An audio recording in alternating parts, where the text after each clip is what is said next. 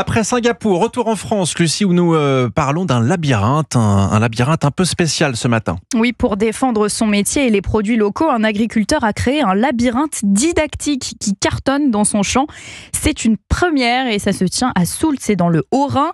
Objectif de ce labyrinthe, redorer l'image de l'agriculture souvent malmenée et promouvoir la consommation locale. À travers énigmes, obstacles et clins d'œil à l'Alsace, les visiteurs sont invités à voir le métier d'agriculteur autrement. Noé Chaillot, notre correspondant dans le Grand Est, s'est aventuré dans ce drôle de dédale pour Europe 1. 5 hectares, 4 km de sentiers et du maïs à perte de vue. C'est dans ce décor que Lucas, agriculteur, a imaginé un labyrinthe didactique.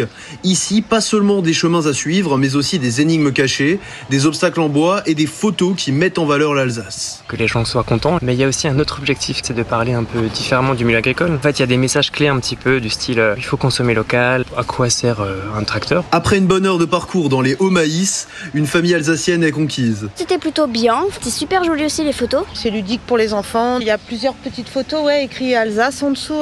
Il y avait des fleurs, et il y avait aussi un oiseau. Après le métier d'agriculteur, c'est sûr que c'est un beau métier, donc c'est bien. Il faut montrer tout ça, Maïwen, venue de Strasbourg, déchiffre la dernière énigme. Moins de kilomètres, plus de goût, c'est ça consommer local. Je pense que c'est bien aussi justement de faire passer ce message pour les enfants, pour les jeunes. Et le public répond présent. Chaque jour, près de 500 personnes s'élancent dans le labyrinthe. Ils ressortent avec une mission, consommer des fraises ou des asperges de la région et garder en tête qu'ils se nourrissent grâce aux agriculteurs. Soultz, Noé Chaillot, Europe 1.